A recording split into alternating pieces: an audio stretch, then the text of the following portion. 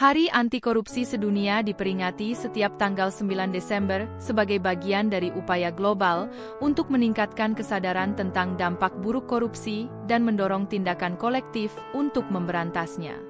Hari ini diprakarsai oleh Perserikatan Bangsa-Bangsa (PBB) setelah pengesahan United Nations Convention Against Corruption (UNCAC) pada tahun 2003. Dengan tema yang berganti setiap tahun, peringatan ini berfungsi sebagai pengingat akan pentingnya integritas, transparansi, dan akuntabilitas dalam segala aspek kehidupan masyarakat. 1. Latar belakang Hari Anti Korupsi Sedunia. A. Korupsi sebagai masalah global.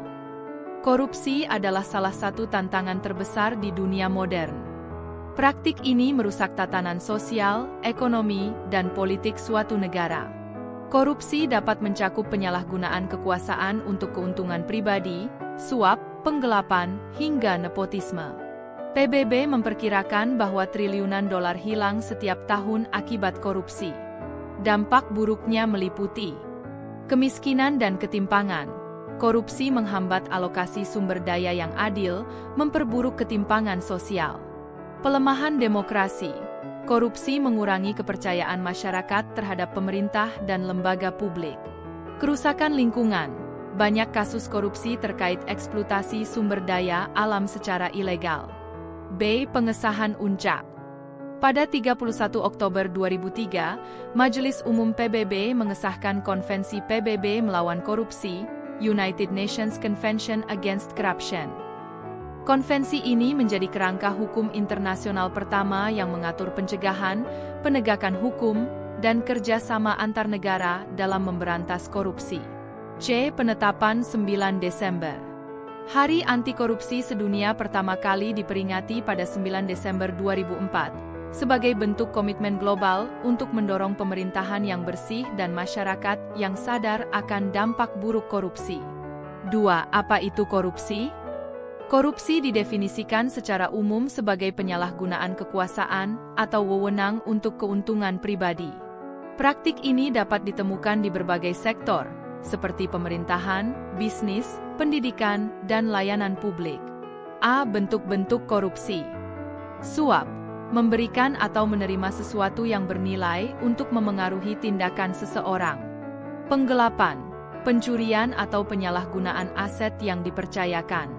Nepotisme, memberikan keuntungan kepada keluarga atau teman tanpa mempertimbangkan kelayakan. Pemerasan, memaksa seseorang memberikan sesuatu dengan ancaman. Penyuapan politik, pendanaan ilegal untuk memengaruhi kebijakan atau keputusan pemerintah.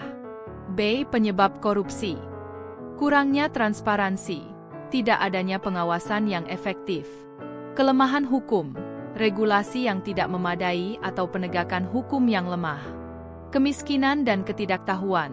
Orang sering terjebak dalam korupsi karena kebutuhan mendesak atau kurangnya kesadaran. Budaya korupsi. Dalam beberapa masyarakat, korupsi menjadi praktik yang dianggap biasa atau diterima. 3. Dampak korupsi. Korupsi memiliki dampak negatif yang meluas, baik pada tingkat individu maupun masyarakat secara keseluruhan. A. Dampak ekonomi. Peningkatan biaya hidup. Korupsi dalam pengadaan barang dan jasa menyebabkan harga naik. Penghambatan investasi. Investor asing cenderung menghindari negara dengan tingkat korupsi tinggi. Ketidakadilan fiskal. Korupsi mengurangi pendapatan negara dari pajak dan sumber daya lainnya. B. Dampak sosial. Erosi kepercayaan publik. Korupsi mengurangi kepercayaan masyarakat terhadap pemerintah dan institusi. Kemiskinan yang berkepanjangan. Sumber daya yang seharusnya dialokasikan untuk pendidikan, kesehatan, atau infrastruktur dialihkan untuk keuntungan pribadi. C. Dampak politik. Ketidakstabilan pemerintahan. Korupsi dapat memicu protes dan konflik. Melemahkan demokrasi. Pemilu yang curang atau manipulasi suara seringkali menjadi bagian dari praktik korupsi. 4. Upaya global dalam memerangi korupsi. A. Peran UNCAC. UNCAC mengatur langkah-langkah konkret yang harus diambil oleh negara-negara anggota untuk memerangi korupsi seperti pencegahan, membentuk badan anti korupsi dan menerapkan sistem transparansi.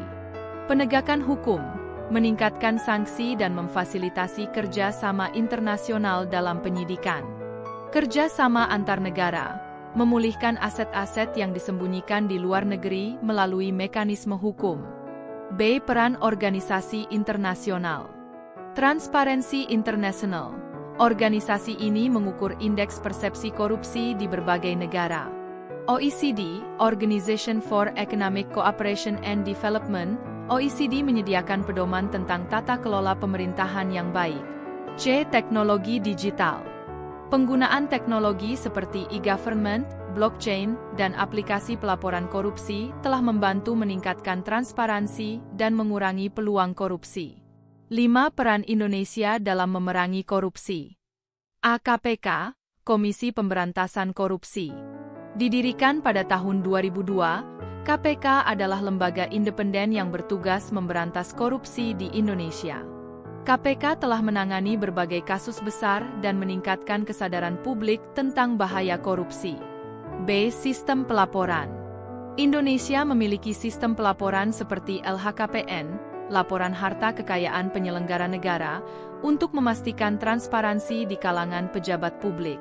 C. Pendidikan anti korupsi. Melalui kurikulum sekolah dan kampanye publik, pemerintah dan organisasi masyarakat mendorong pembentukan karakter anti korupsi sejak dini. D. Tantangan yang masih dihadapi. Budaya korupsi. Praktik korupsi seringkali dianggap lumrah, terutama di tingkat lokal. Hukum yang tidak konsisten. Hukuman ringan bagi pelaku korupsi besar menciptakan kesan bahwa korupsi tidak terlalu berisiko. Tekanan politik. Intervensi politik kadang-kadang melemahkan independensi lembaga anti korupsi. 6. Tema Hari Anti Korupsi Sedunia. Setiap tahun, Hari Anti Korupsi Sedunia memiliki tema yang berbeda, seperti 2021, Your Right, Your Role, Say No to Corruption. 2022, Uniting the World Against Corruption. Tema-tema ini menyoroti pentingnya partisipasi semua pihak, mulai dari individu, komunitas, hingga pemerintah dalam memerangi korupsi. 7. Bagaimana masyarakat dapat berkontribusi? A. Melaporkan korupsi. Masyarakat harus diberdayakan untuk melaporkan dugaan kasus korupsi melalui saluran resmi seperti KPK atau lembaga terkait lainnya. B. Mengedukasi diri sendiri. Kesadaran akan hukum dan dampak korupsi membantu masyarakat mengenali praktik-praktik korupsi dan menolak untuk terlibat. C. Memilih pemimpin yang bersih. Partisipasi dalam pemilu untuk memilih pemimpin yang jujur dan kompeten adalah langkah penting dalam memberantas korupsi di tingkat pemerintahan. D. Membangun budaya anti korupsi. Mempraktikkan nilai-nilai kejujuran, transparansi, dan tanggung jawab dalam kehidupan sehari-hari dapat menciptakan budaya yang menolak korupsi. 8. Masa depan perlawanan terhadap korupsi. Perlawanan terhadap korupsi membutuhkan komitmen jangka panjang dan kerja sama lintas sektor. Dengan kemajuan teknologi, peningkatan kesadaran publik, dan penguatan lembaga anti korupsi, ada harapan bahwa praktik korupsi dapat diminimalkan. A. Peningkatan teknologi.